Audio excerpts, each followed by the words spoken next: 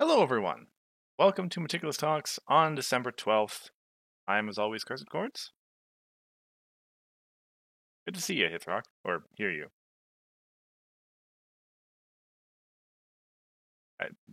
Yeah.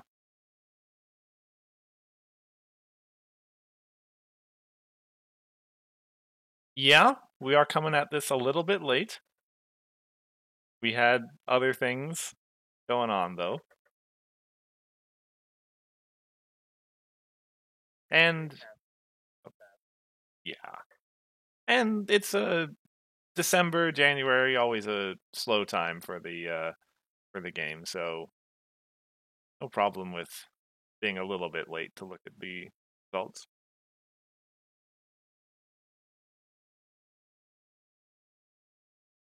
I wouldn't blame them. I would probably agree.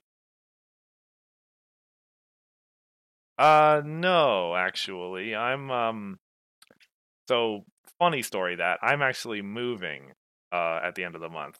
So I am putting things away, not I know.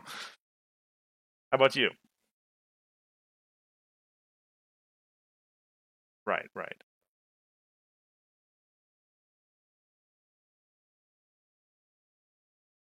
The part of the holidays. I really love them. My apologies. You were not being heard there, but I believe Oh it's been no. fixed now. Oh well. I mean, I didn't say anything important. I was just saying that I haven't put up my decorations yet. We celebrate a little bit later, and yeah, I will put them up like soonish because decoration is like one of my favorite things about the holiday. I really like Christmas lights and everything. Really?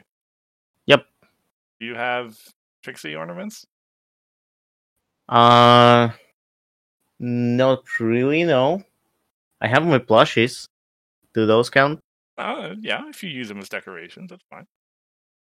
I mean, I use them as decorations the entire year. They're on my shelf. I have Oh, a well then they're not really dedicated Trixie decorations, shelf. are they? Well, I can move them somewhere around the place. Hmm. I don't know. I was expecting you to have Christmas lights, and so she'd be on your roof or something. But Well, don't really have a house, right? I have an oh, apartment, right, fair enough. so I'm only limited Right, right. within my apartment, and I'm not putting my Trixie plushes outside. That makes sense. It's snowy out there. I assume you do have a fair amount of snow in Russia by this time of year, probably, right? We had some snow, but then it melted all away, and now we have it again, and it'll probably melt away again. Really? It's been, yeah, recent winters have been pretty warm. Sometimes they're really snowy, though. Those are my favorite winters. Yeah, I'll be happy. I'm moving back to Canada, so should be Ah, should be a nicer winter. Well, for yeah. people with my sensibility, actually below zero again for a little while. I love being below zero. Like, right now it's -8, and it's great. And the reason, we don't have snow is because snow hasn't fallen yet. Mm. Or we didn't have snow. Like, now it's fallen. Either way. Either way, lengthy tangent. Um, but yeah, the tournament that we were referring to earlier would be the most recent online con, one that coincided with Ciderfest, or what we Yep. had of Ciderfest this year. That's another thing to hope for in the new year. Hopefully, real conventions again. But anyway, at, Yeah. at Ciderfest, they held two tournaments. There was a core tournament and there was a harmony tournament. Both the first kind of real tournaments that have happened with New Dawn around. And so, per the usual, we should look at the deck lists and what can be said of them. And we will start. Well, do you want to start with Harmony or start with Core? Let's start with Harmony. Okay, that's unfortunate because I had the Core list set up already. Let's start with core then. Oh, okay, sure. It doesn't. I don't think it really matters which order we do them in. I mean, no, it mattered because I have the core list set up already. Yeah, then let's do that, right? Yeah. Okay. So yeah, let's take it from the top, I guess. And the top is Jacob's. Not yellow. That's right. That is very true. There wasn't actually, how much yellow was there? There wasn't a whole lot of yellow at all in the tournament, really. Some. Decks out of, was that 10? Yeah, 11. Yeah. Either way, a more normal amount. Some, but not a lot. Yeah, that's how it should be. Absolutely. So anyway, Jacob's deck at the top here is a Party Cannoneer orange combo, doing the usual Earth Pony thing. Yeah, it looks familiar to me. Familiar, of a form that we're probably going to be seeing a lot more of in New Dawn, given that Living to Laugh is a better way to end it off than Gabby and Safari Hat. Why go to all the trouble of gaining all that AT when you can just win? Yeah. Yeah, it looks like how I would build a deck. Although I would include I don't remember the name of the card. I think it was Mrs. Cake, right? Mm-hmm. Your favorite card. Yeah. I think she fits this deck pretty well, right? Because you can find your Featherbanks, you can find your backdrop builders. You don't need entry for them. How are you finding backdrop builders? You don't have, you need something else that's more expensive than them. You need something else that costs 4 AT, right? Yeah. So you can cycle them, like you play one and you find another one. I see. And it is an enters play ability? Yeah, okay. It okay. is. Oh, I'll give you that. That makes sense then. Yeah. Do you usually play more than one in the game, though? Depends on. It really depends on how many Featherbanks. Like, until you get a Featherbank, you don't really play backdrop builders at all, right? Mm-hmm. But if you got a couple of, if you got just one Featherbanks out, and let's say you got like 4 Earth Ponies out of this, then yeah, it might be worth to play more backdrop builders. But I don't know, maybe there's not enough things to retire to find them. Like, you can only cycle them. So, I don't know. Yeah. Cycling, into Featherbanks, that makes sense. Because you're going to be playing... well, actually, from this list, there isn't much you could cycle into them either. Yeah, only Living to Laugh, but you don't really need that until the end, right? Mm-hmm. Still don't want it to be in your discard pile if you can avoid it. Mm-hmm. Yeah, I mean, at least the way this one's structured, I can understand the Featherbank or the Mrs. Cake not being in. Yeah. Maybe a different version. I do like the main here.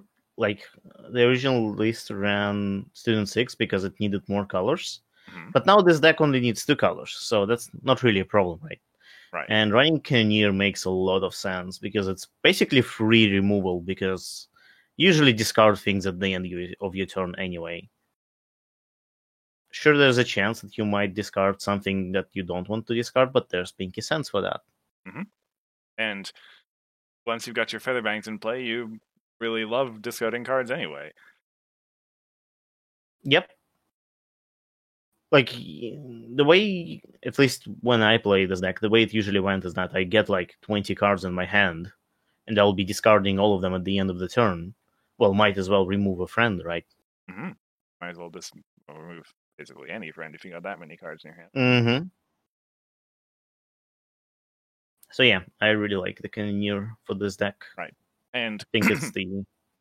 Given that you've got the inevitability, any degree of slowdown for the opponent is really good to have. Yeah, you really like control in your combo decks.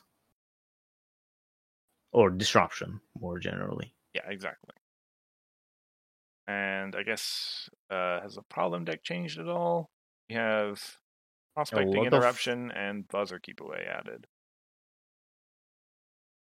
I mean, I think they're just high rec problems. It's starting to look more like a traditional combo problem deck with just a bunch of stuff in there that's hard to confront. Yeah. Like Prospecting Interruption just slows down the opponent even more because they don't get a point for confronting, which is great. It's like Blackmail in reverse. I think in the combo deck, this problem might actually be better than Blackmail. I'm gonna say that. Well, I mean, Blackmail has 10 rec and 0 points, but usually when you're playing against aggro deck, 0 points doesn't matter because they will do a double face-off and their problem will have points on it, probably. Yeah. So I think the bonus is not as relevant. So this problem is free, less rec, but denies your opponent a point. I think that's better than Blackmail. Actually, for a combo deck.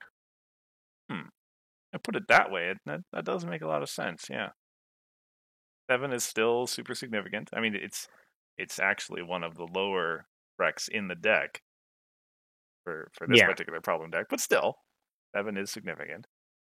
It is the magic number where a main with a stick isn't enough. Mm-hmm. So yeah, I think that this problem is a great choice for a combo deck, and like there are other problems that could have been here which have higher rec, like Easy Spy, right? That has 8 rec and 0 points, but this is so much better. Makes sense, yeah.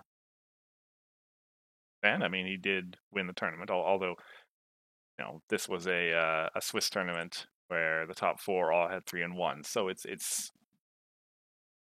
Yeah, it'd be nice to have one more round with this result. It would be, yeah. Well, we'll just have to wait for the next real tournament then.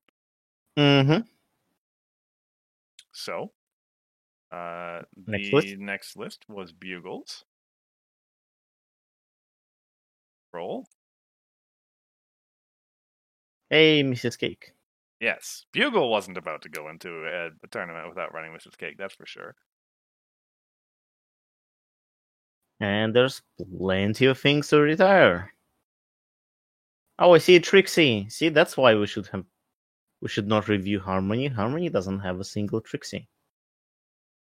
Not a single deck has a Trixie. I mean, I don't know what to say to you, really. It's not like Trixie's bad in Harmony. I mean, there's Trixie highest level Unicorn, right? Mm-hmm. But nobody played Farm, so even she's not there. Very sad.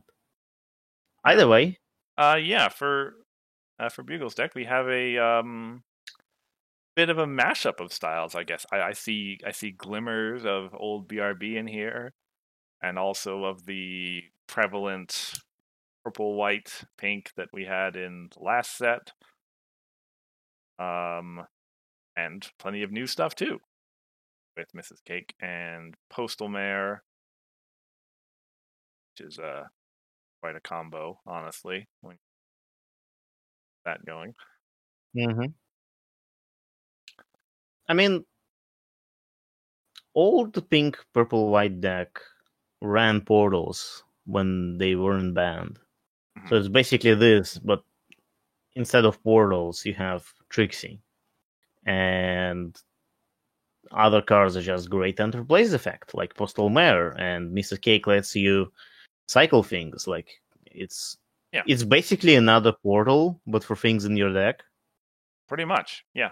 This deck, I mean, they're all main phase portals. But yeah, that's fine. I mean, it is a main phase portal, but it does let you like search for anything. It's a tutor portal. Right. Which is probably better most of the time. Well, let's not undervalue immediate, but it's just it's better than it sounds like, I think. Yeah, that's it. Because yeah, searching for a specific thing you need right now is very powerful, and maybe not as powerful as immediate, but still very, very powerful. Yeah, okay, that's a fair way to say it. Like your postal mare that you actually managed to play can realistically turn into another one, or a chrysalis if you prefer a single target removal, or even you could downcycle it into bait and switch or something if you wanted to. Yeah, postal mare can turn into any other friend in this deck. And not any other friend. It does have to be pink, so you can't do Glimmer. But besides that, any other friend. Yeah. Yes. Okay, not Glimmer. But like, if you really need a bodyguard, you might downscale to that even. But you could probably retire something else. Not postal mare. Yeah. Like Professor Tulatha, right? You can play it, dismiss a thing, and then retire it for 218 and get the bodyguards. Yeah. It's just like playing bodyguards, except doesn't need any wreck. The fact that entry, it costs you the same. That is honestly scary. The fact that the pink entry can cycle into Selena or Bodyguard. Yeah. It's great. Yes, it is great. That's the thing. I mean, on the other hand, Mrs. Cake has 4 wreck, and this deck runs a purple main. So it's not like pink entry here like gives you purple by playing Selena because they already have purple. Mm-hmm. But in some other deck with a pink main, I think there'll be even like, imagine this with Skystar. Yeah, that's pretty good. Thank goodness tokens have no cost at least. Yeah, I wish they costed 2. Wouldn't that be great? Turn 1, flip Skystar. Turn 2, play Mrs. Cake. Turn 3, retire a Seashell, get Selena Blue. Oh, God. I love it. Yeah, and then I see the Sunset Festival, and I'm a little thoughtful on that. Like, Sunset Festival traditionally has been an anti-chaos control thing, or anti-deck stacking in general. Yeah. I mean, I don't know if it's a sideboard card, because there's 2 of them. Good point. Yeah, that's a fair point. But there's 2 of them. What do you sideboard so heavily against?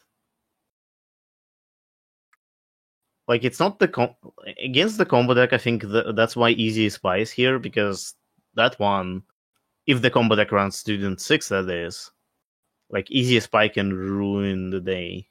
Mm-hmm. But like for Sunset Festival, like, the combo deck doesn't really care about Sunset Festival. Mm-hmm. And I'm always saying that you can use it to potentially get something to. Oh yeah, that's yeah. I think he is right. I think that's actually it. Like, you steal a friend and then you retire it and just find something better for you. I mean, it will cost you 4 AT, but I think it might be worth it if you get something good. 4 AT, get something, and you get to fish something out of your opponent's deck. So yes. Yeah. Also, it's a great card in the mirror matchup, right? I suppose so. Yeah, actually, it would be. But imagine getting Evil Twin from your Sunset Festival, banishing their friend, and then retire it to your Mrs. Cake, and then find something else. All that for 4 AT. All that for 4 AT. That's pretty good.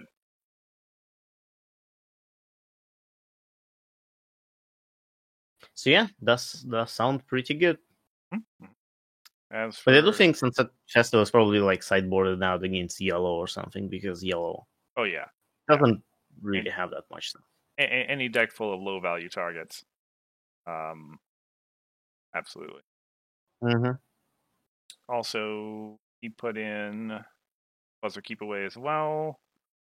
And 3 copies of Spider Surprise. That's right. It's not yes. Nap Cakes. It's. I mean, as I'm sure you know, yeah, good as we're gonna get at the moment. I think that Spider Surprise might be the reason why the main of this deck is purple. Like, I think so.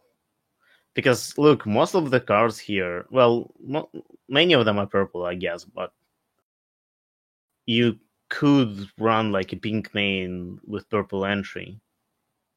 Mhm. I guess there's also like Grogger and other things. There's no Grubber with Tempest, which is interesting. Does hang on a second. Oh, right. You're talking about it that way. Yeah. Huh. No, there is Tempest and Grubber. Yeah. There's no Grubber Troublemaker. Right. I think the play here is to play Changeling Distraction for double color immediately, like good old trading traditions. Yeah, that works. Yeah, you're functionally paying 2 to have your starting problem plus a trading traditions. Mm-hmm.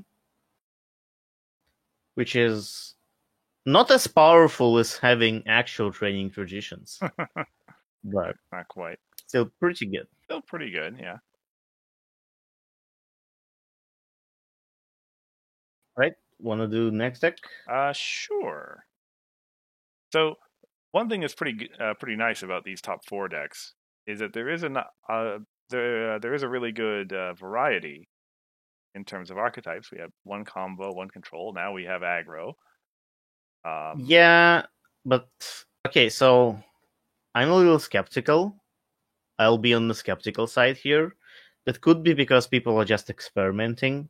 Because Leaders and Legends also started with a lot of variety, but in the end, it was all yellow. Like Day Shift got banned, and there was still all yellow. Okay. That is a fair point. That's true. So I want to see what things look like on the next tournament. Sure. Hopefully, it will be the same variety. Allow me to be hopeful, though. I mean, this is still, regardless of whether it ends up being all pink or all orange or whatever, this is still a good start. Yeah. So we have the new version of old Fluttershy, which works the same way as it did before, except only triggers once per turn. Which still, I mean, from my experience playing against it, still does what it's supposed to do, just not as oppressive as before. And it's on top of a relatively normal batch of Pegasi, usual blue-yellow stuff, with Fierce Loyalty added in, with the Angel and Fluttershy, and with a single copy of Fluttershy and Bulk Biceps as well. Or a little bit of, well, I mean, single copy, one assumes that's a sideboard, but point acceleration when you... Yeah. There's also a Royal Cheering Voice. Let's see. Well, I it's mean, a bounce. Got good targets for it. If you've got, Rainbow Dash, the Unity 15 one is a good bounce even regardless. Especially good if you've got the 15 Unity, but it's also a Search for a Dilemma for 3. Yeah, it'd be 3 AT if you're doing voice. But I mean, other than Rainbow Dash, there's also a good old Plushy Dash, which I think is always great to bounce, and my beloved Meadowbrook. Yeah. 3 AT Meadowbrook. I think that might be the reason, like this card might be the reason why there's only 2 copies of each. Those 2 copies of each turned into 2 copies of Royal Cheering Voice. Yeah. See that? Especially if you can even have it be an ultimate discount if you put a Philly Racers discount into it as well. Yep.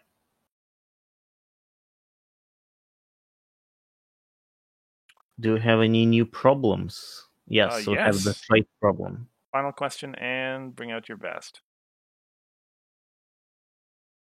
So well, yeah, with the trait problem, you name Pegasi pretty clearly.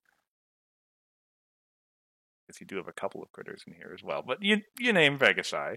Yeah. And final questions: who doesn't like 2 bonus when they confront? Yep, Just like in good old days. just like the good old days. Yep, absolutely. And it is. I mean, it enters into your consideration when you're playing against a deck for sure, because I mean, if you're the opponent, you really don't want that to show up after you DFO. Yeah. Imagine going back to 2013 and showing this card to someone. What? This text doesn't do anything. Yeah. Well, I mean, actually, it would actually give you twice the bonus, wouldn't it? Oh yeah. What? This card is broken. 4 points for a single confront. Mm-hmm. I mean, in those days, really 6, because you're running RTO. Let's be honest here. All right. Yeah, you're right.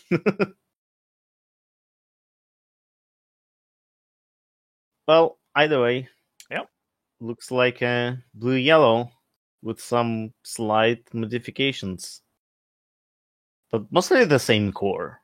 Yeah. I would say. Which I think it's pretty safe to say this deck is, the skeleton of this deck is going to keep going for a while unless something drastic happens to these two colors, because Pegasus synergy is just really good.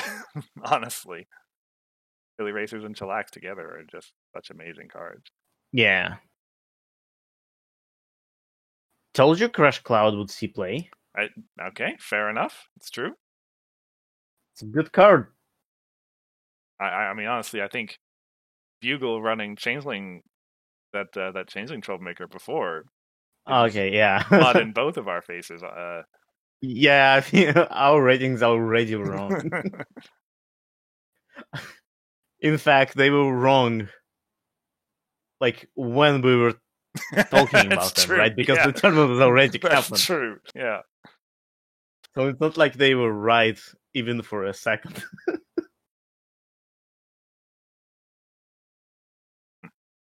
We'll see if Crush Cloud will see more play. Yeah. I gave it a 3, and I will stand by it. Well, this Could be even a 4. This is still a 3. Grandpa's only got 3rd. Yeah, but like, but if come on, it's Pegasus synergy. How can you say no to Pegasus? That's true. If this deck keeps going, then that'll be a 4 or 5. Yeah. So we'll see. We'll see. I hope blue yellow dominates again, so I can say, yeah, I was right on something for once. Alrighty. All right. Next is your deck. Next is my deck. That's right. And as I was saying, it's aggro, but it's a very different kind of aggro. Yeah. I see there's a spell for that. I see Trixie, and I know. Mm-hmm. Yeah. So, I mean, this deck's been talked about a fair amount already over on Sim, and I don't know if I've actually ever covered it on this stream. Yeah. So the original inspiration was In the Zone, actually. Was the first card that I saw that made me think, oh yeah, put that on your main, and then rather than the old school, or at least I don't know if it was really old school, there was no school around it per se, but like original idea of purple aggro was that you would run Trixie and then you'd play like 3 or 4 events in one turn and you'd get your big event, big DFO. But within the zone, I figure, okay, now it's more about just make sure you play at least one every turn, and then eventually you'll get there. And then once your discard pile's full of events, you play a Legacy Leech and you refuel. And that worked pretty well. Also, you play a Rockhoof turn 1, and sometimes you just win. As your opponent's only playing Frighten and can't interact with him. Oops. Yeah. Yeah, Frighten is pretty hard to deal with orange in general. a lot of random orange things just say, "Oh, can't be frightened." Yeah, that's pretty fair. And then also, yeah, after you played your Legacy Leech, you get to drop Celestia, who will be at 10 plus power, and at that point, yeah, you're playing a big deck. You've got 2 or 3 giant friends that can confront any problem, and you just do that every turn. Yeah, sounds good. Or sometimes you end up in a Lesser Dawn situation where you're just scoring 2 points at a problem each turn. I'll admit, actually, Lesser Dawn was one of the cards that it took me a lot of thought to get around, because it's absolutely not as easy as just putting her and your main together at a problem and then you're good. Like it oftentimes I would be like that, and they're like, wait a second, I'm not actually confronting the problem if I if I exhaust my main. Yeah, Usually, because they have to exhaust their main. yeah. And the reason I was confronting in the first place is because my main had a stick or something. So yeah. Yeah, you basically have to deal with the fact that your main, like, you have to get your main to the problem, but it won't actually contribute anything. It will just score you a point. Mm-hmm. Like, it basically becomes exhaust your main to score a point. And it's kind of the problem that what's the name of that card was? Entrance Exam, right? Where you have to think hard. Do you want to confront the problem, or do you want that extra AT? Mm-hmm. Yeah. It's kind of the same thing, except there you get AT, and here you get the point anyway. Mm-hmm. Just have to think a little more. But when you do I'm actually, sorry, go ahead. yeah. Well, I was just I'm actually in. Sorry, go. Okay, yeah. I was just gonna say that when you do get it set up, it is, I mean, just like having a bunyip, right? You're Yes. kind of forcing the opponent to deal with it. Anyway, go ahead. I wonder if people will try to run her in non-purple decks, because some decks have easier time to getting their main to a problem, like Bluna. In Harmony. I guess so. That would make sense. Well, Bluna is just an example, like, right? Right. There's Flyer Extraordinary, I think the name, like the Elysian Legends Blue Main. I think that's all for core as far as mains go. That doesn't make a lot of sense. They would guaranteed move together. Or yeah, I mean, you could move them together if you wanted to. Like, sure, that card doesn't give you a color, right? But I mean, if it was colorless, is that a big deal? Do you not want a point?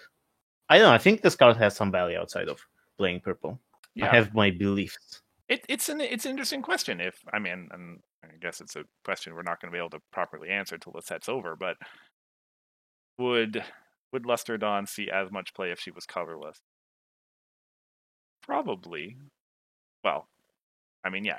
That the answer to that question is the same question that you asked. Will she see play? Yes. Will she see play outside of purple decks? Yes. Like, I also think so. You know how some colors struggle with resource removal? Mm-hmm. I think Luster Dawn and Hyper Beam can kind of help with that, right? You can have a completely, like, let's say you have a blue-white, I don't know, or blue-pink. And you can just, and it's Bluna, it's Hot Wings. And you can put some Luster Dawns in there and Hyper Beams. And you're kind of good to go. The problem is that you have to have them both in order to have resource removal. Right. But I don't know. I think there's like something there. Yeah, because you can search for Luster Dawn with Hope Hollow or something like that. Yeah. So yeah, maybe.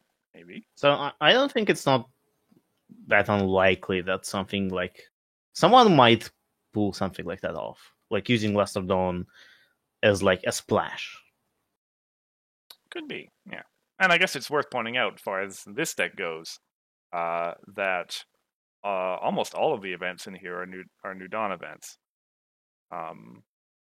which just kind of goes to show the strength of the events that come out of this set. The reason why I paired the deck up with Orange originally was because Orange had the best events, and gave me answers against troublemakers and.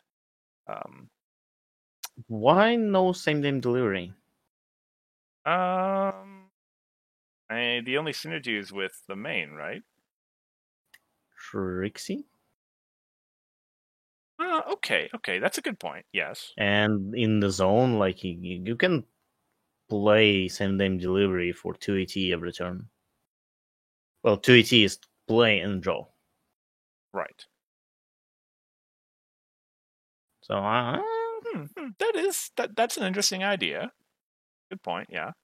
I mean, I think well, granted, I haven't gotten that much practice with this deck yet, but so far I haven't had any issues with like running out of value.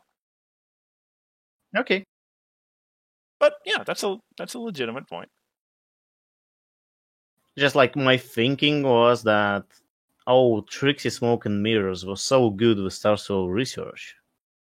But we don't really have a card like Starsoul Research in core other than same-day delivery. Like, pretty much no cards that you can cycle easily. Mm-hmm. Same-day delivery is one, and it costs 1, which is kind of there's also... What's the name? I'm the friend... No, that's the song. The one that returns from your discard file, the white one. Yeah. Everyone knows which card you're talking about. Yeah. Follow my lead. Follow my lead. There we go. I just had to. I just had to think of like, the tournament footage of discard follow my lead, return follow my lead to my hand, and then and then it suddenly came to me. Yeah.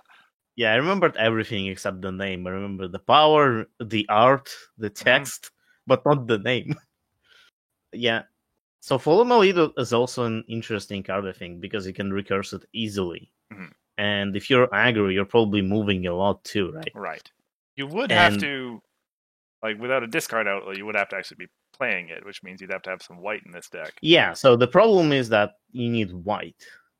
Right. And the question is how much of a problem that is. Well, I mean, so what, like purple white, then you'd be moving into more of like actual unicorn aggro, which this deck isn't at all. And there's a little bit of tension there because unicorn aggro likes to have events. Well, okay, unicorn aggro likes to have events in the discard pile. This deck does too. Mm-hmm. But then there's a problem after you play your legacy lead. Okay, so here's my point. Mm-hmm. You have 6 entry, 6 wild entry. Is it that like hard to put one of the fires as white? You have so much entry and you have only so few orange cards. You have 3 orange friends that are like do something and 3 orange friends that are resource removal. Right. That's it.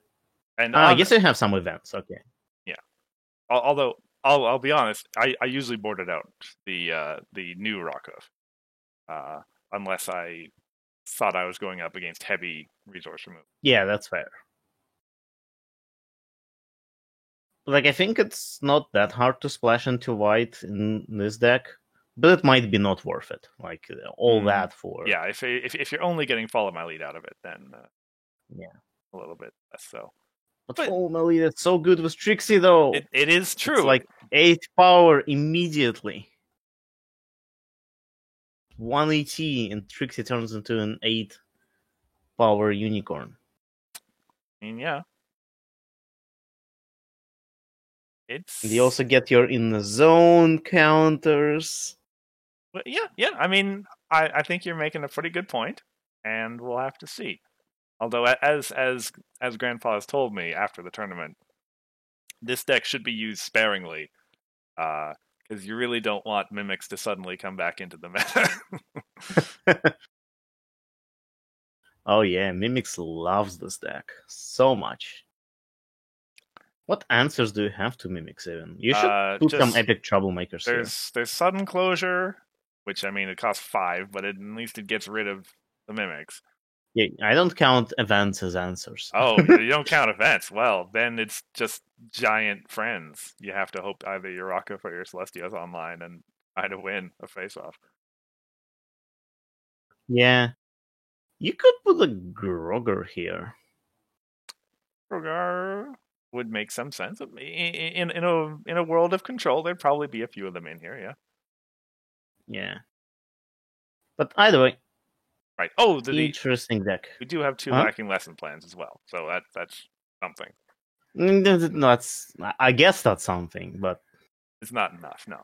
yeah, it's not like you don't have a single dilemma, which I mean makes sense. There's dilemmas in this colors are hard to come by, but like even if you have a single lacking lesson plans, right, and they have mimics and some other troublemakers, you're in a lot of trouble.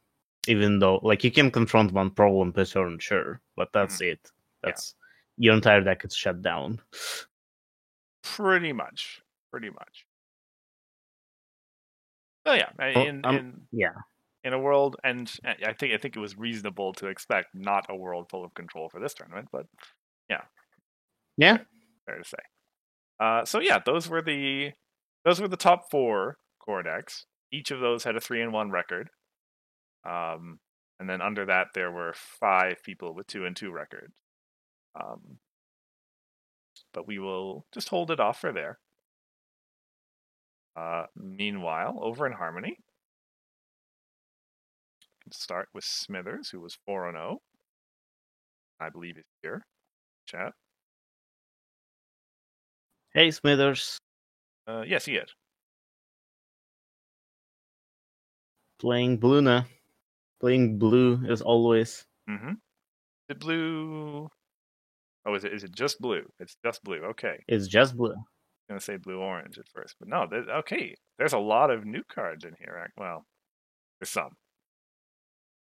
I see the flashy, ultra rares and super rares, and the eyes are drawn over there immediately. Scootaloo, didn't we give her a 1? We did, I think, but we were rating for core, not Harmony. Okay, that's a fair point.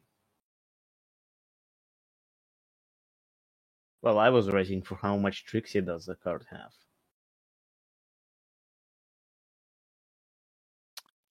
Anyway. You actually gave Scootaloo a 2 and I gave it a 1. Oh, I see. So you're right so far, and I'm wrong. I guess so. I mean, for core, but... For core, yeah. Well, I mean, you know, if he's here, he can tell us.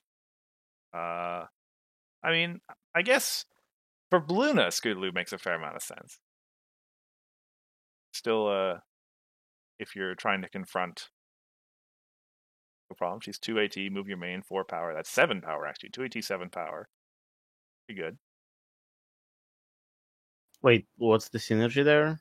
Well, just 2 AT, 4 power friend that moves your main. Oh, it's just a friend that, like... Yeah. Cost value. Okay. Yeah. I mean, I guess, but... I would argue Aloe is better. She is. 186. 180. Yeah, like you're losing on 1 power, but you're also paying 1 less. Paying 1 less, which is very good. Well, I guess you gotta have another friend. Like, she requires another friend. Smith says that Scootaloo didn't achieve much. Which, yeah, I mean, that's just his experience, right? Yep.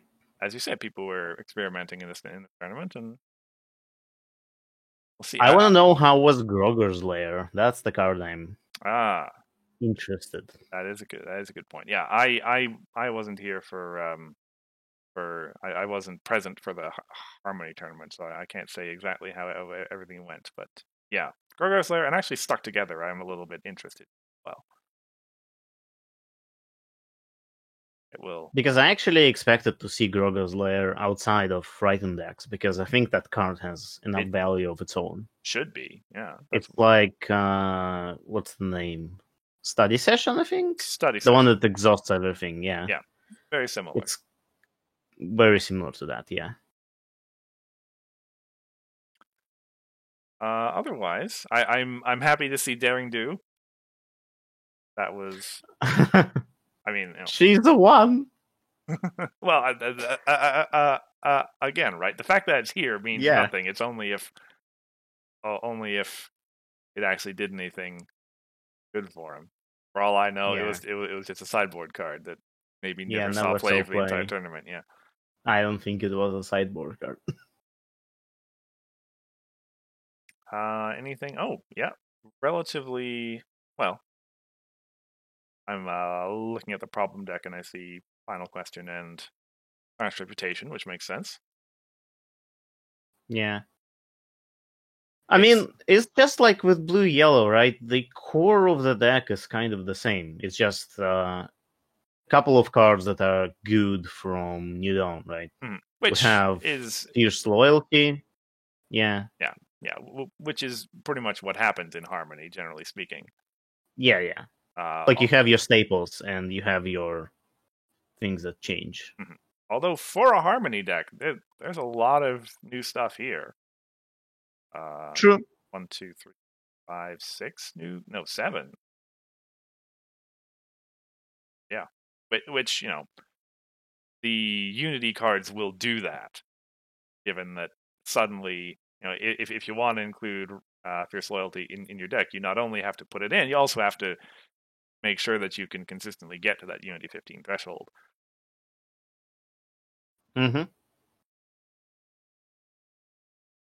But yeah, as Smither says in the chat, the new problems. I mean, both of these work out great with Luna.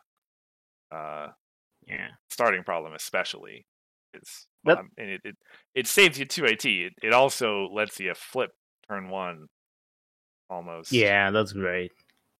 I mean, that was kind of this is a monocolor deck for the problem, right? And that was kind of the design intention of those problems to kind of promote monocolor decks more, because usually monocolor decks weren't that great, because like every color has a weakness and you gotta compensate for it somehow, right? Yeah, and that's why dual color deck are usually better, because they just are more flexible.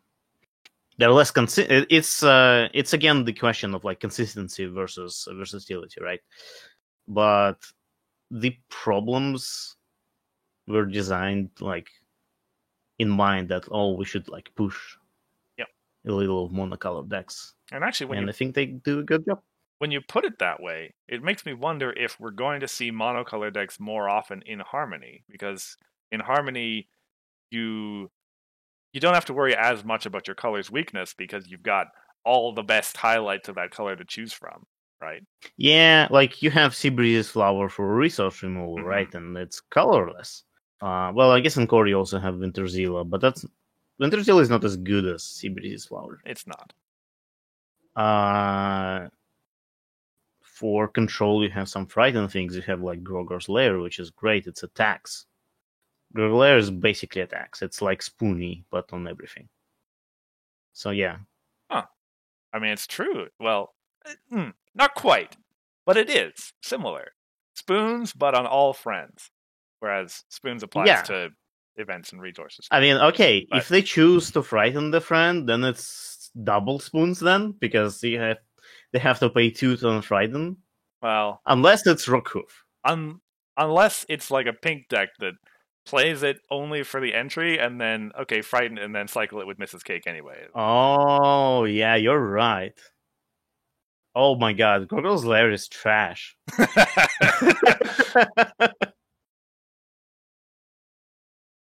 Yeah. I mean, one little thing. 2 little things. It's orange and pink. Which? Because orange has a lot of things that are like, can't be frightened. It's true, yeah. Anyway, given that Smithers went 4-0, it's safe to say that, well, it was safe to say a long time ago that Luna was never going away in Harmony. I think that's pretty fair.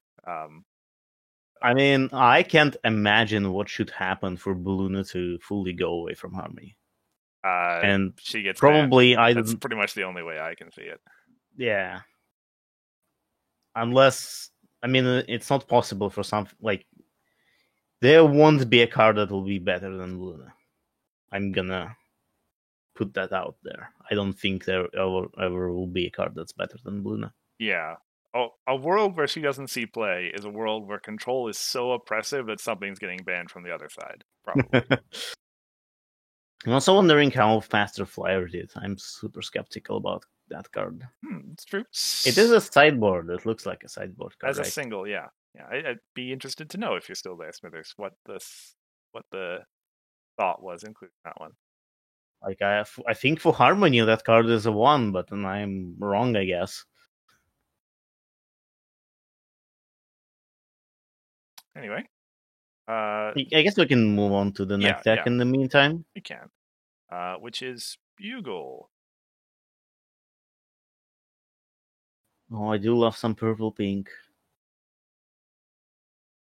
And there's just chiming in now that it was a sideboard against other aggro, but never saw play. Okay. Which there was some amount of other aggro tournament. Ooh, I see this deck. Some amount, but not a whole lot, actually, now that I look at it. Anyway. See, this deck runs the Sunburst combo. That's right. This is that other Starburst combo. I mean, it still ends in living to laugh, as all combos will, as long as that card's still in the meta, basically. I mean, it's the only card in the game that says "win the game." How else do you win the game? I don't know any other ways to win the game. It's true. You're probably more familiar with the intimacies of this combo than me. I just know that it is a combo. Oh, okay. I mean, clearly you're getting a bunch of studious with multi-goof off and stuff. And once you have enough AT to draw your deck out, you win, right? I think so. Oh yeah, so there's the Song and Dance, which can give you a bunch of Earth ponies, which all will have studios, and then you do multi-goof off and get a bunch of NT and draw your entire deck, I guess. Right. Yeah.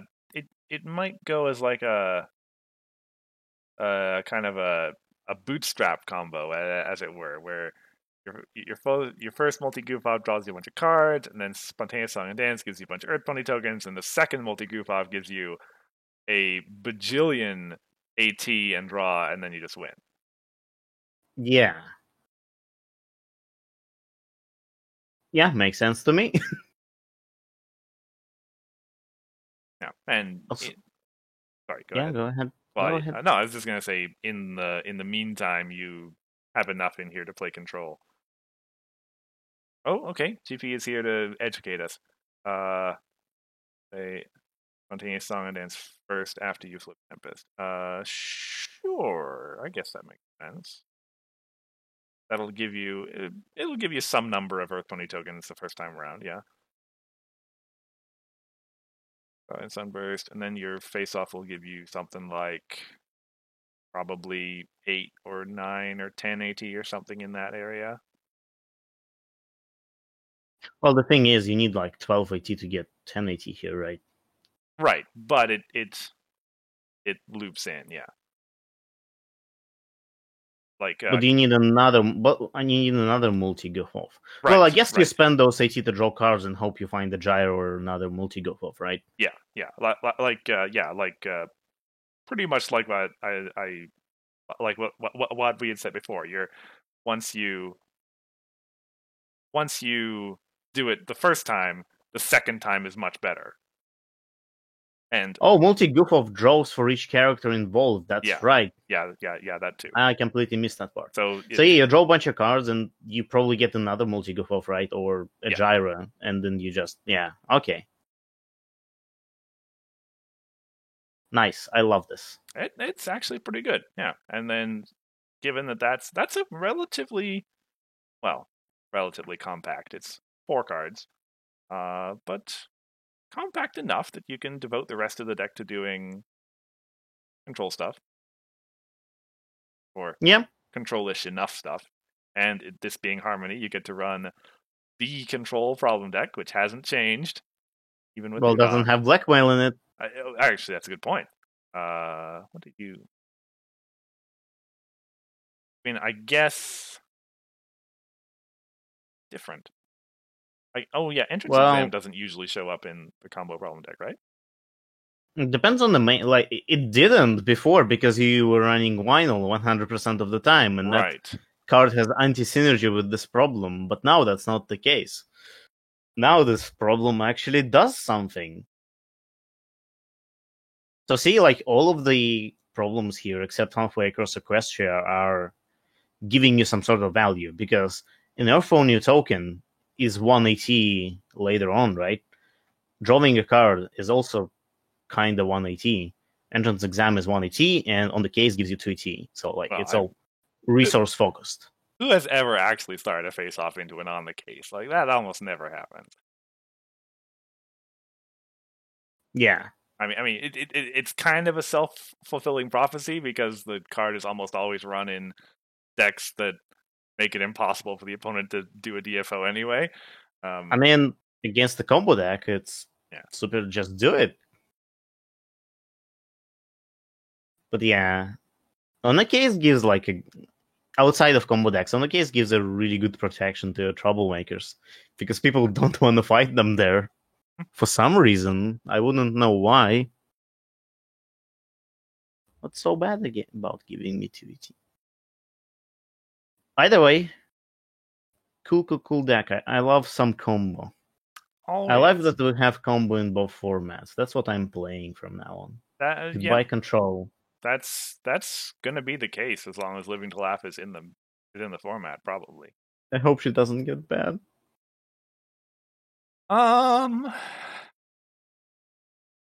No, shush. We're not having this discussion. Time will tell. I don't want to think about it. I haven't seen anything that looks remotely bannable yet. Not that I've seen much yet, but also combos outside of Living to Laugh exist. Like, even if you ban Living to Laugh in core, you still have that combo deck. Well, it's just yeah, a little bit more elaborate. Yeah. I was thinking before the stream started of like playing blue pink and then saving like a Sonic Rainboom and a no, sorry, I just realized it doesn't work. So no, still want to play my was it Silverstream combo deck with the new Discord, I think it was, right? The one that searches for a problem and puts it on top of your deck. Yeah. I want to see what the deck looks like. I'm kind of sad I missed this tournament. Oh well, next time. Yeah, I mean, it probably will be Harmony coming up next. Ben Hoover is traditionally Harmony and is probably going to be online, so you'll be welcome to participate. I mean, thank you. I don't want to say probably. Obviously, nothing's been said about that tournament so far, but I think it's a safe guess. Well, we've got something said about it in the chat right now. Oh, see, they're telling us not to worry. Interesting. I don't think I can participate in this Heiko, unfortunately. A lot of things are going on. Yeah. Either way. Hey, yeah. So Bugle was 3-1. And then we're going to go into the top 5 to cover the 3, 2, and 2 decks as well here in our. So our next deck is Living Silvers with white yellow. Ooh, that's a combination I haven't seen in a long time. Octavia and well, it's kind of Octavia. I was expecting changelings there for a moment, but I guess that's what happens when you play white yellow and core. Harmony, you get to do whatever you want. Yeah, including run day shift because she's not banned in Harmony. Oh yeah, she's not banned in Harmony, and she's always been amazing with Octavia. Yeah, because you need friends to get Octavia bonus, but they shift just. Oh, yeah, you always have friends. Actually, surprised that no bunyips. Especially with Find the Music in you. Like, that one do I again?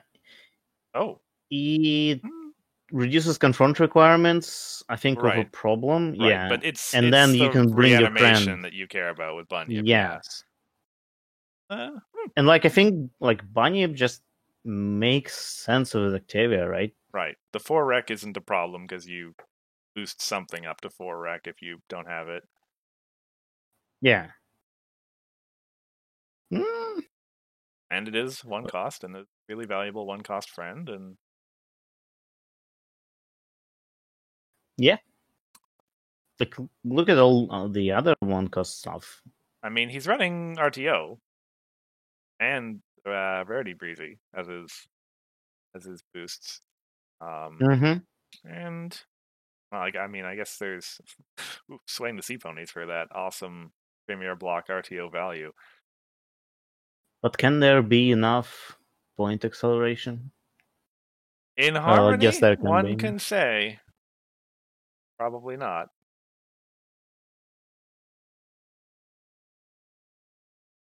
But I mean, like, okay, so I would say you probably, like, I would probably run Bunyip instead of Capper in this deck. Yes, Capper is white. Oh, and not right, that Capper. 4 rec, but Capper can only be used once. And Bunyip is forever. Well, do you expect to be like actually rallying Bunyip much if you play him in this deck? In a deck like this? It's kind of the same question as do you expect to move RTO back? Probably yes. Well, I guess RTO gives you more value because there's some problems that have bonus higher than 1. Like I don't know. And you know, it's been a while since I played Octavia, but my experience is generally, exception of RTO, I guess, you pretty much don't move your friends ever. Like you're just playing stuff. But you have day shift. Well, except for day shift. Like, yeah, when you're moving them for free, that's different. You never pay 2 to move. But like, look at Capper, right? You pay free AT, and you have to play an event to score 1 point. And look at Bunyip, you pay 1 AT, you score a point, and you boost something. Well, I guess with Capper you also boost. But like, it's 1 AT per point versus free AT per point. Right. Well, either way. Yeah. Oh. Yeah, that's right. Thank you, Animoy, pointing out Band of Breezies. Functionally just, well, it is. It is the exact same text as Delivery Mare. But why not have more if you can? Yeah. Smithers says that he forgot that Day Shift is still in Harmony. Me too. As like I looked at this deck, I was like, wait, isn't she banned? Yep. That's what everyone thinks. Wait, that's illegal. Apparently not. Apparently it's very, very legal. In Harmony? Why not? Well, why not point to why she's banned in Core, but yeah. She wasn't dominating as much in Harmony, right? Like, even in this deck. It is a 2 deck, so. Anyway. Still Octavia doing Octavia things. And still pretty effective. One thing about Living Silver, you never know what cards you'll see in his decks. That is true. He's a like, wizard. Look at Prince Blueblood. This is the first time I see this card.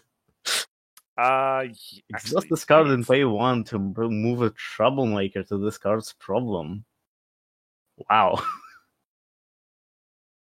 Huh. I mean, it does help against Troublemakers. Yeah, it does help.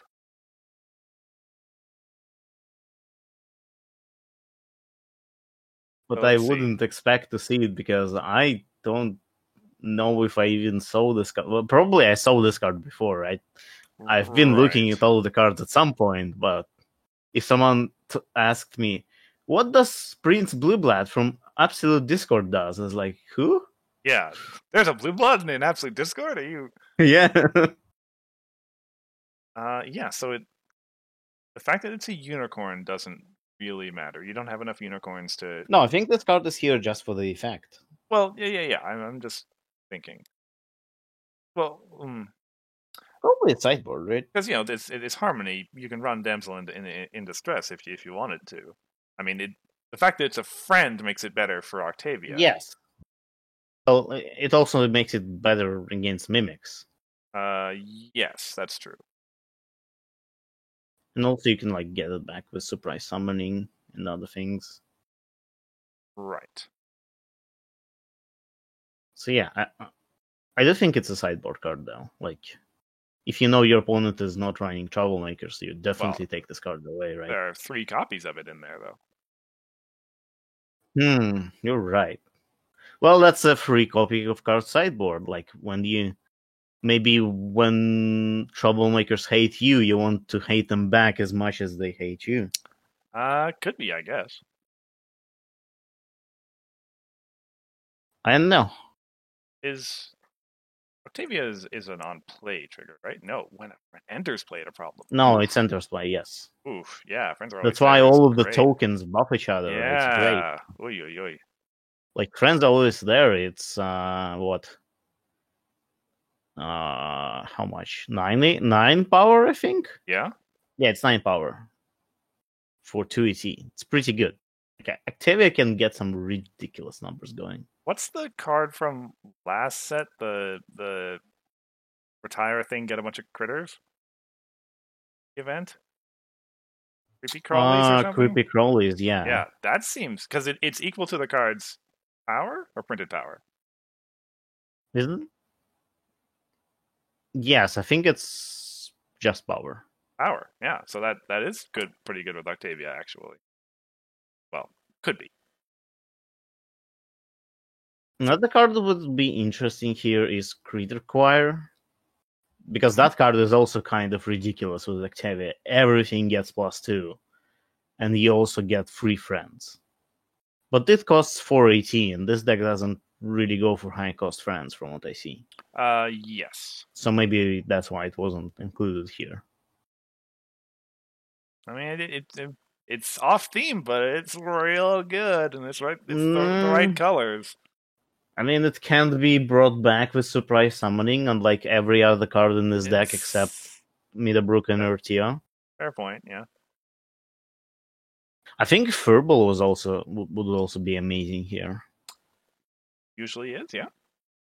Because it brings you a creature. It's a friend by itself. Like, it's a 2 for 2, but with Octavia, it's actually 6 for 2. And once it's removed, it's another creature. Right. So I think Furball would be a great inclusion here too. Probably, yeah. Octavia is just so cool. Yeah, it's a great meme. There's never been yeah.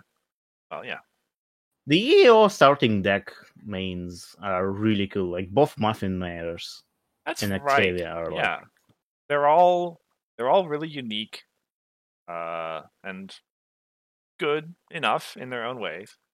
I mean, both of those mains so competitive play, right? We've seen Muffin Mare in competitive environment, and we've definitely seen Octavia. I've seen Octavia from Living Silver several times.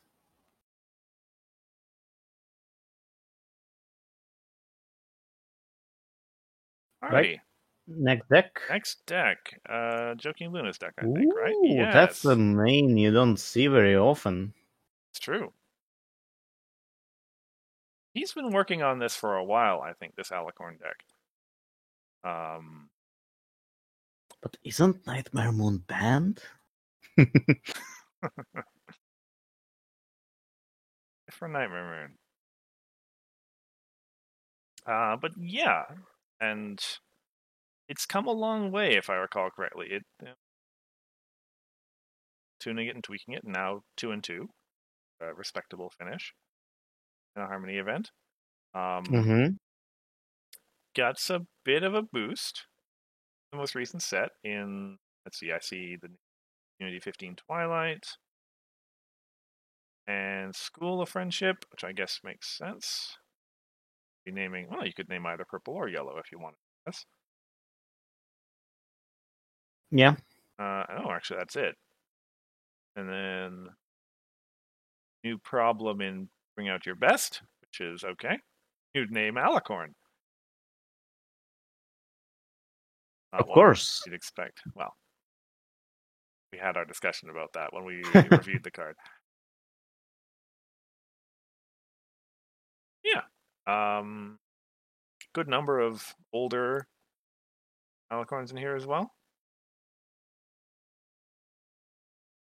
From Yeah. well, actually, no, it's both Luna and Celestia from Camelot Knights actually.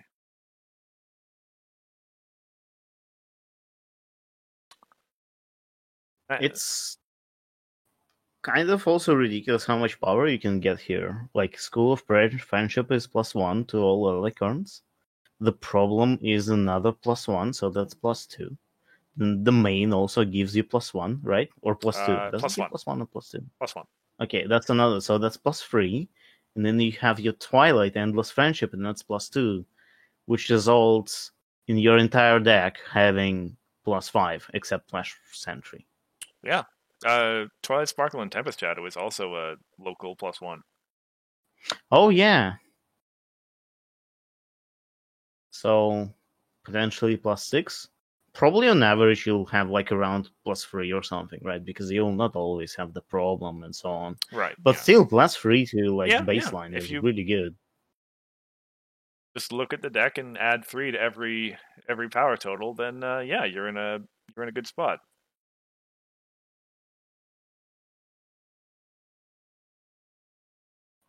Yeah.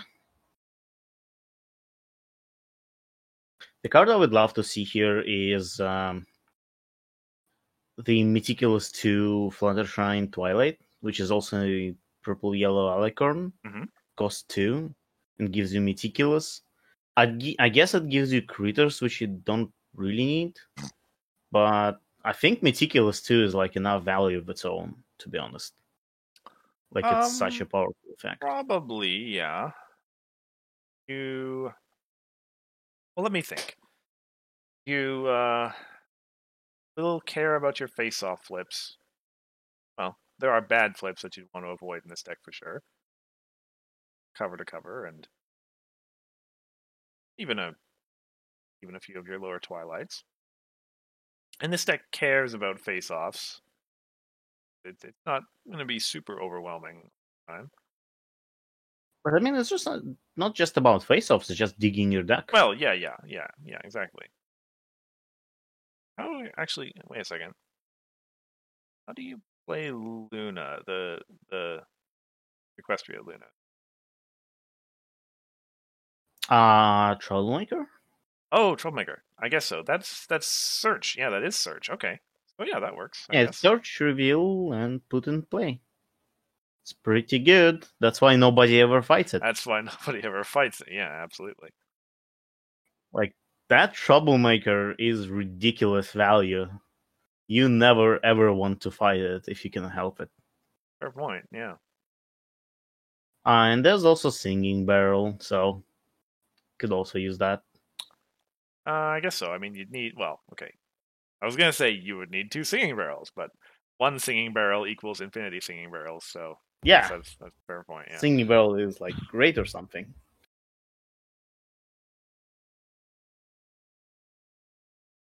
Anyway, yeah. See? Cool deck. I think this deck really appeases you. Yeah, it's good. I mean, yeah, I well, A lot of Celestia. yeah, any deck running a Celestia main, however it pulls it off, and this is probably the only realistic way to do it, is good by me. Yeah. Mm-hmm. Still Grumpy Grump, not a single Trixie in Harmony. Worst format ever. I've seen 2 Trixies in Core, not a single Trixie in Harmony.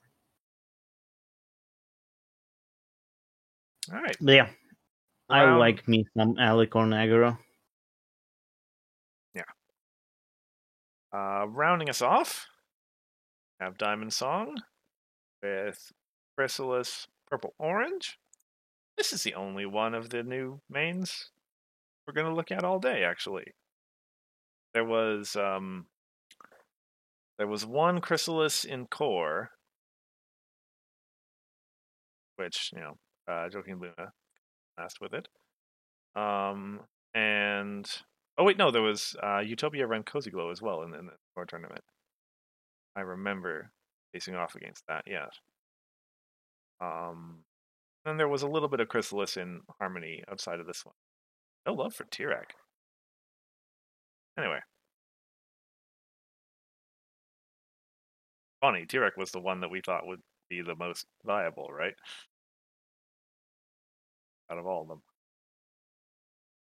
Sorry, can you repeat that? I was just remarking it.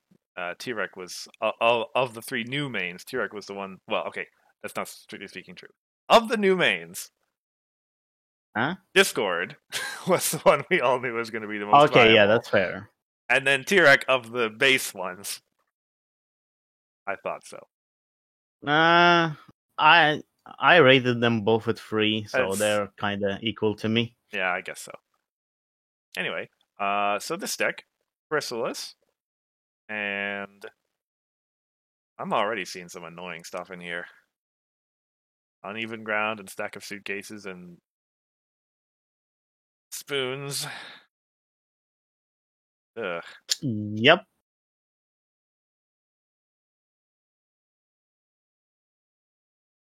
I think there's a severe lack of standstills for full annoyance. It's true. I was looking for standstill and I don't see it.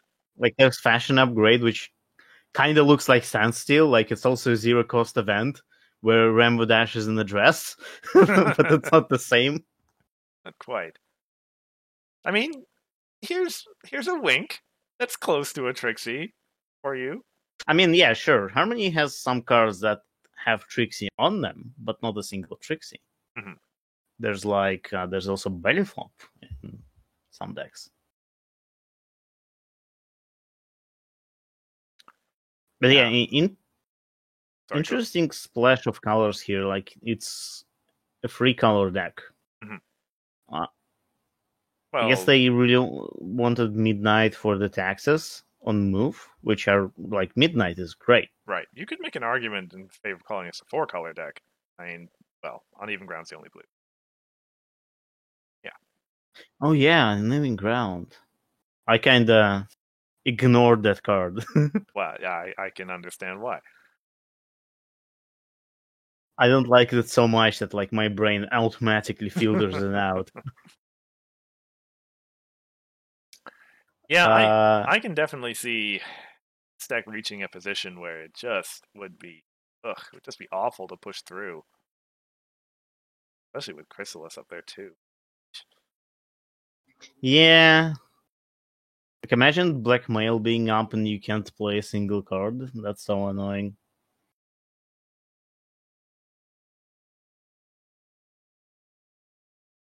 Why Uneven Ground though?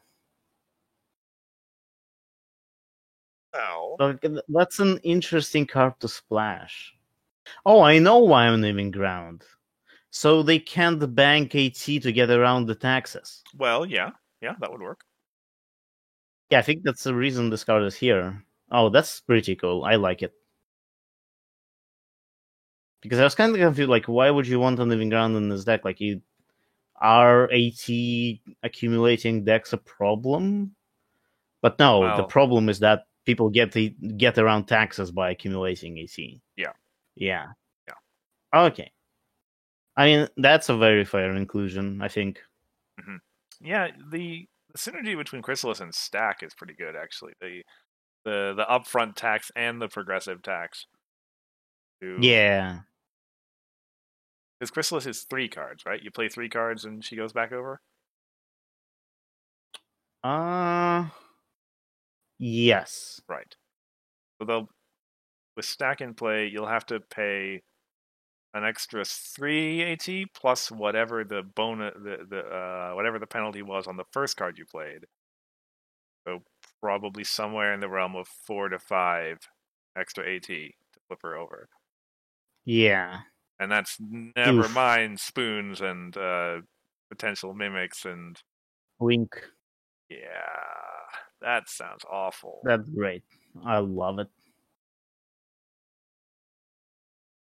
Also mimics. Yeah. Yeah, and if uneven grounds in play, quite possibly that means you just can't do it. Unless you have some kind of AT generation of your own. So, how does Chrysalis work exactly? Okay, so it's only for the first card per turn. Like, if you have mimics, spoons, and uneven ground, like, how do you break the wall? Oh, okay. So And stack. so How do you break the wall?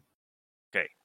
The first thing is to know that your cards don't have to resolve to count towards Chrysalis. So you can just throw away your first card and not pay the Chrysalis tax. Ah, yeah, that's fair. But like, you still get like stack of suitcases is like really annoying alone. Right. Well, if you throw away your first card to Chrysalis, it won't proc stack, will it? Because it only gets a counter when you actually play something, not when you attempt to play something. Yeah, I guess that's true. Yeah, then you just play like Middlebrook or something. Okay. The wall is weak. It's I mean, there is a weakness, but it still requires you to waste a pretty significant amount of AT. We need to patch your weakness. We need to find something.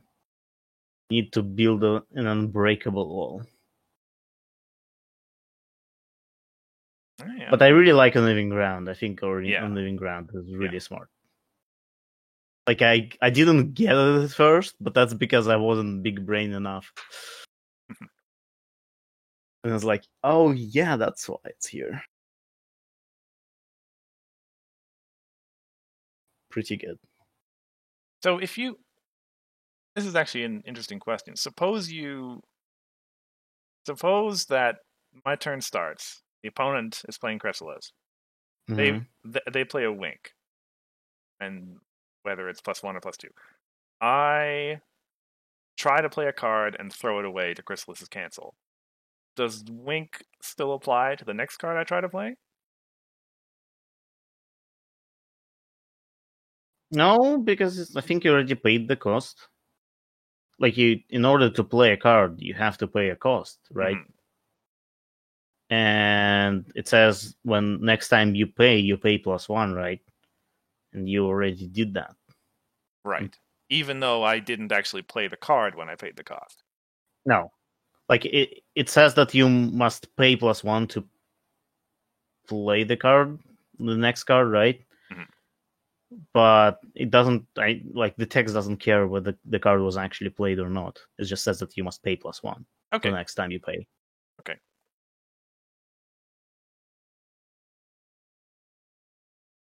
Oh, also, yes, Smithers is right. Like, you did play the card and got cancelled, but when you play effects don't trigger because they trigger afterwards. Right. It's kind of like with as enters play thing. So that's interesting. So you did play the card, but Stack of Suitcases still wouldn't actually see it as you playing a card. Yeah, because that one is a trigger. Right. The card is cancelled before it's triggered. I'm pretty sure. Interesting. Okay. Oh, yeah, that's. Now we need to factor in Flurry Heart into this somehow. Of course, it just has to be. It's these are the kind of questions that get asked now that we have a relatively common source of card cancellation in this Chrysalis main. Yeah, card cancellation is very rare in this game. I think there's only 2 cards that do it, right? Well, now 3 cards. Now 3, yeah. Just you wait. Next set, counter spells. Just like in Magic. Next set, there's a stack all of a sudden. Yeah. the feature of the new set, we're introducing stack. Imagine the card that's kind of like Magic Arena, like it's not good, but it has like a cool effect. A card that introduces a stack into the game, as long as it's in play. Like, a resource, but whenever someone plays a card, that card is banished under the resource. And then at some point, like once people stop playing cards, the cards are resolved in order they were banished. Or like the opposite order they were banished. Huh. I mean, yeah, it would be like Note Taker Twilight or something. Yeah, like some ridiculous fun card. It doesn't have to be good. It's just, look what we can do with the game. I mean, I'm reasonably certain that's an unset card, but it must be a real card. I mean, I think mechanically that would work. Well, wait a second. You'd have to, and this is going to get a little bit tangential here. Apologies to anyone, but you'd have to stop the event from the other card from resolving. So you'd have to cancel it and banish it to underneath that card. So you have the text like, as a player plays a card, they banish that card beneath this card instead. And then you need some sort of trigger, like you need something to resolve the stack. Maybe it's like a player's decision or something. Right. And the priority windows would still keep going, right? Yeah. Right. And then you would resolve the stack in the opposite order, like you just say, play. Right, yeah. It would be like the trigger to unwind would be like when both players pass priority. And so yeah, but it's really hard to like put that into text without a lot of words. I mean, I'm just saying how it's possible to do. Yeah, it is possible to do. Yeah, and so that way you'd still be able to you'd be able to do partial unwinds, because then you could keep reacting to stuff as it whenever both players pass priority, like play the card most recently. Last card the most bottom card, like something like that. Yeah, that would be a really cool card. It'll be very useless, probably. Like we don't even have counter spells, right? So you can't even cancel things off the stack. But that doesn't matter.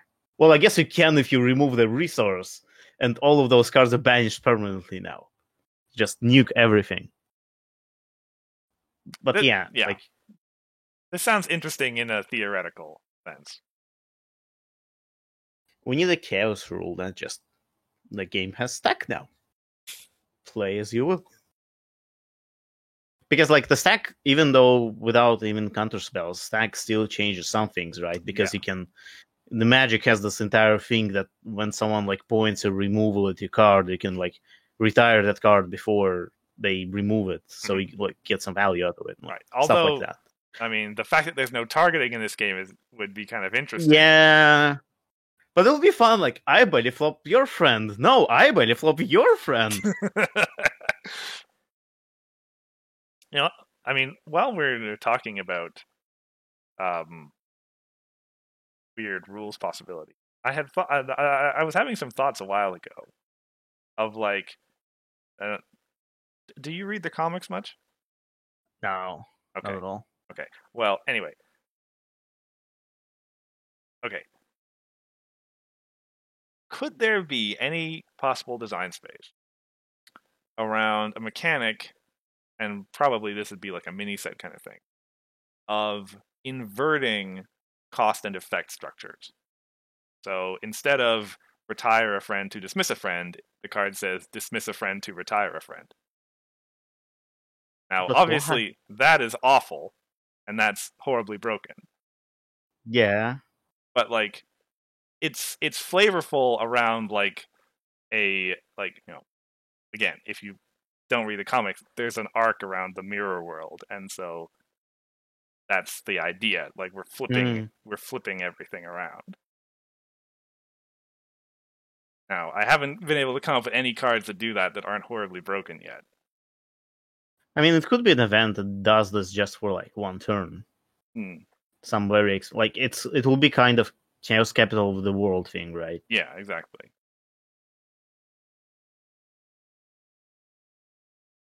Because of course, Well, like yeah.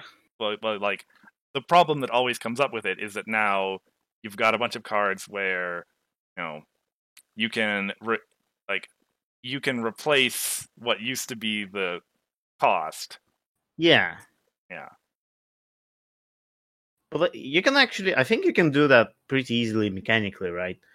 Well, within the card text, all you have to do is put the text what was Right. You like just invert it around the places. word "to," essentially. Yes. Yeah. Like I think you can. There's a simple way to word this actually. Yeah.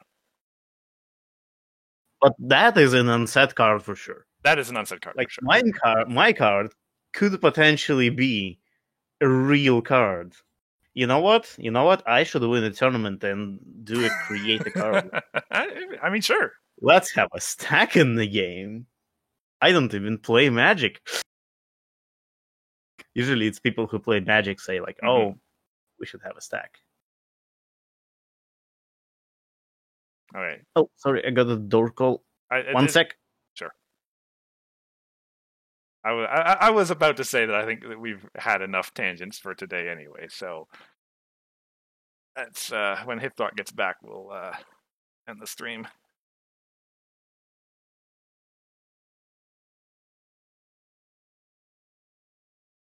Oh, GP wasn't here to. I'm sure he would have chimed in probably if he had been around to hear that whole conversation.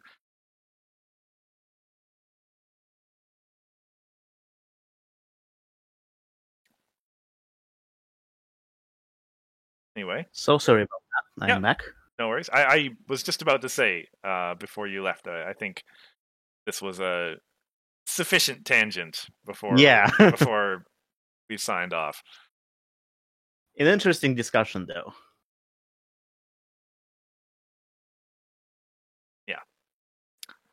Okay. So, as stated, yeah, that covers all the decks. Or well, that's not all the decks. There were several more for these tournaments, but that covers all the kind of major entrants. Mm-hmm. As for there's 2 weeks from now, we'll see. I mean, that is in the heart of holiday season. In fact, that would be is December 26th? Wouldn't that be Christmas? No, it'll be it'll be what I know as Boxing Day. Ah. Is that a thing in Russia? No. No. Pretty much only in Canada and England. Withers knows what I'm talking about, I'm sure. But yeah, the day after Christmas. So it's we may or may not have a stream that day. We'll have to see. I think it might be a good idea to take a break. Yeah. In which case it'll be January 9th would be the next week. Not second? Oh, I mean we could do the second too, I guess. If you only want to delay 1 week. Oh no, for some reason I thought January 2nd was 4 weeks away from now. Oh well. I mean, yeah, January 9th sounds perfect. Sure. All right. So I guess in the meantime, everyone, happy holidays, Merry Christmas, or whatever. Happy New Year. Yep. Thank you all for showing up, and until then, I've been Cursor Chords. I've been Hifrock. And we'll see you in 2021. Bye.